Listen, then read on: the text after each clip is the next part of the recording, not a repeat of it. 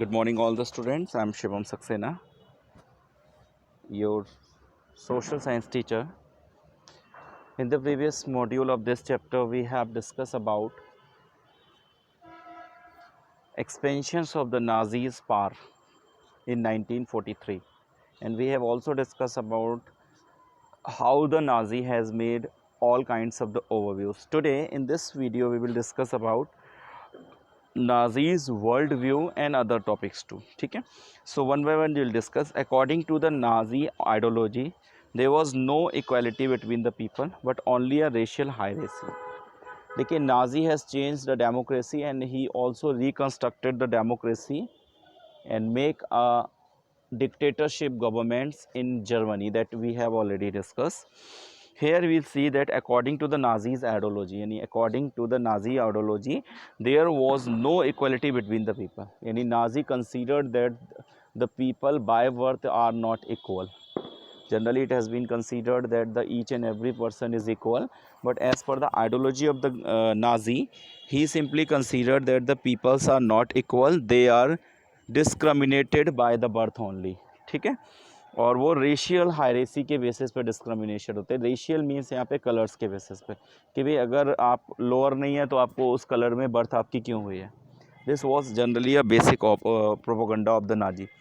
The Nazis began creating an exclusive racial community on the pure German by physical elimination those who were considered undesirable. देखिए, Nazi ने अपनी world views में एक specific points को consider out किया था. That was the people is distributed people are distributed as per their birth. If they got the birth in a black community तो they will be discriminated. तो उन्होंने क्या किया, एक पूरी एक्सक्लूसिव रेशियल कम्युनिटी बना दी थी और जिसमें प्योर जर्मन एक कैटेगरी था और इसके अलावा उनमें प्योर जर्मन बनाए थे और प्योर जर्मन के अलावा एक दूसरी सब कैटेगरीज थी जो अनडिज़ायरेबल थे. यानी टू कैटेगरी, एक जर्मन कैटेगरीज डिज़ायरेबल और एक अनडिज़ायरेबल कैटेगरीज. ठीक है, दे wants a society of a pure and healthy Nordic Aryans. देखिए, उसकी जो सोसाइटिकल था उन्होंने सबसे ऊपर जो नॉर्डिक आर्यंस थे उनको रखा था और उसमें भी अगर आप नॉर्डिक आर्यंस भी हैं, आर्यन भी हैं, लेकिन उसके बावजूद भी अगर आप फिज़िकली हैंडीकैप हैं या कुछ हैं तो वो आप अनडिज़ायरेबल की कैटेगरी में जाओगे. देखिए, अनडिज़ायरेबल की कैटेगरी में कौन कौन सी कम्युनिटी के कास्ट के लोग जाते थे. वो जूइस हुआ करते थे, जेस्पीस थे, ब्लैक्स थे, रशियंस थे, पोल्स थे. Even the certain Germans and abnormal were consider undesirable. यानी कोई भी ऐसा जर्मन जो वो थे ब्लू आइज़ वाले हुआ करते थे या जो आर्यंस हुआ करते थे, अगर वो भी अनडिज़ायरेबल में जाएंगे अगर वो फिज़िकली फिट नहीं है. The other aspect of the Hitler ideology related to the geopolitical concept of a Lebensraum और लिविंग स्पेस. देखिए, Jews were the worst sufferers in the Nazi Germany.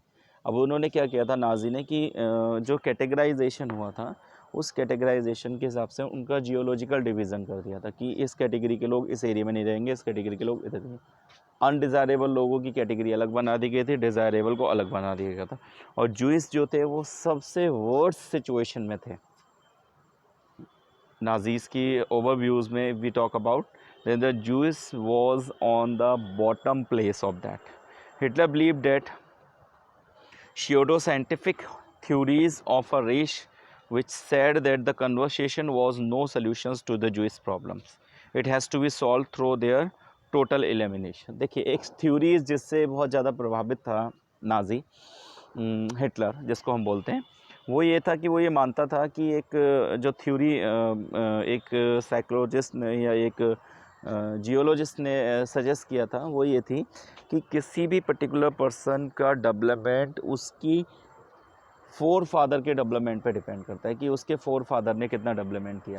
तो ये कहते थे कि एक लंबी प्रॉब्लम है कि जूइस के फोर फादर्स ने एक लंबे समय से केवल प्रिविलेज को डील किया है और इसलिए उनका डेवलपमेंट नहीं हो पाया और उनका कोई भी सोल्यूशन नहीं है, वो सोसाइटी को बर्बाद करेंगे.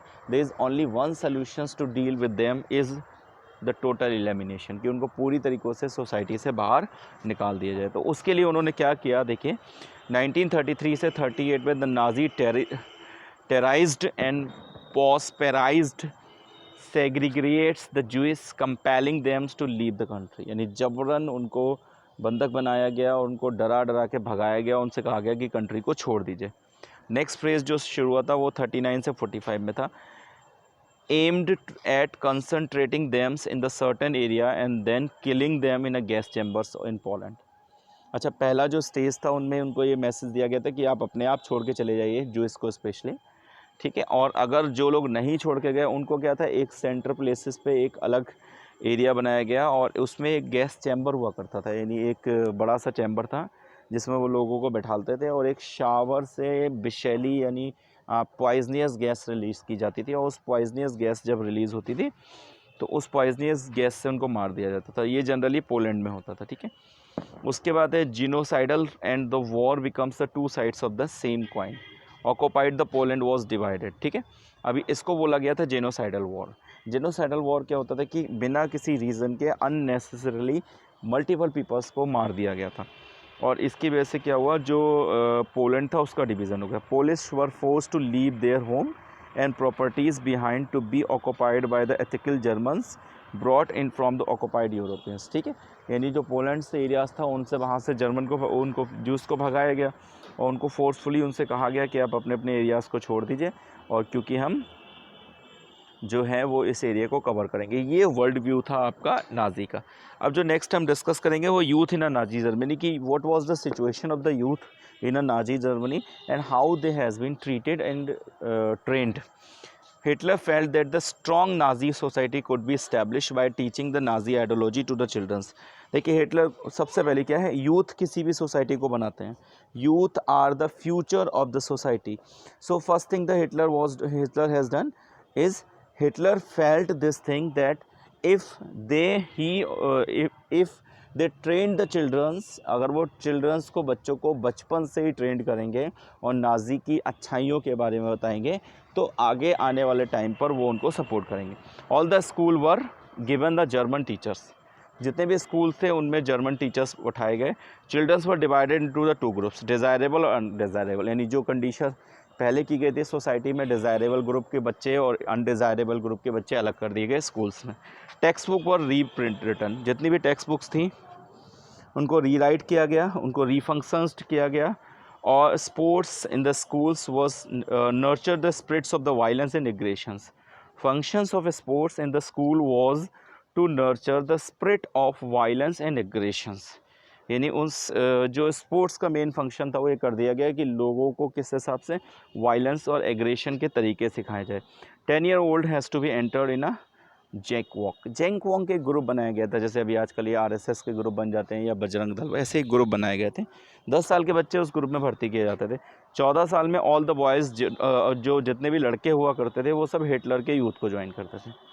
दे joint the labour service at 18, और 18 में वो लेबर सर्विस ग्रुप को जनरली ज्वाइन करते थे। आप एक पिक्चर देख सकते हैं, इसमें बहुत सारे बच्चे हैं जिनको ट्रेंड किया जा रहा है, यानी यूथ को ट्रेन करने का काम उन्होंने स्टार्टिंग से ही शुरू करना स्टार्ट कर दिया था, ठीक है। ओके, तो this is all about and the rest things will discuss in the next video. Thank you very much.